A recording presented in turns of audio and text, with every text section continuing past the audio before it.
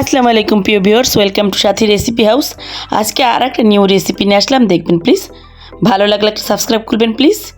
প্রথমে কিছু খেসারি ডাল ভিজিয়ে রেখেছিলাম, খেসারি ডাল নিলাম, তারপরে আর কিছু গরুর গোশত নিলাম, তারপরে একটু ব্লেন্ড করে নিব। এই তো ব্লেন্ড করা কমপ্লিট। এখন গরুর গোশতটা এই তো আর একটা বলে ঢেলে নিলাম, তারপরে কিছু পেঁয়াজ কুচি, কাঁচামরিচ কুচি দিলাম, তারপর একটু হলুদ গুঁড়ো, মরিচ গুঁড়ো, ধনিয়া গুঁড়ো, জিরে গুঁড়ো, গরম মশলা গুঁড়ো, আদা রসুন বাটা, লবণ দিয়ে দেব, একটু সয়া সস দিয়ে দেব,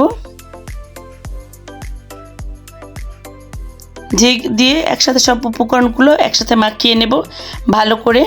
তারপরে এই তো কাবাবের শেপ দিয়ে নেব সবগুলো। এভাবে কাবাবের শেপ দিয়ে প্লেটে করে ডিপে রাখবো। ডিপে 2 ঘন্টা রেখে তারপরে ডিপ থেকে বের করে তারপরে ফ্রোজেন করে নেব। এই তো কিছু ভেজে নেব, চুলায় একটা প্যান বসিয়ে একটু ভেজে নেব তেল দিয়ে। আর কিছু বক্সে, এয়ারটাইট বক্সে ভরে রাখবো। তো এইভাবে তুলে ফেলবো, তুলে এয়ারটাইট বক্সে ভরে ফ্রিজে অনেক দিনের জন্য সংরক্ষণ করে রাখবো। ভিউয়ার্স, রেসিপি ভালো লাগলে সাবস্ক্রাইব প্লিজ, বেশি ভালো লাগলে লাইক কমেন্ট শেয়ার করে পাশে থাকবেন।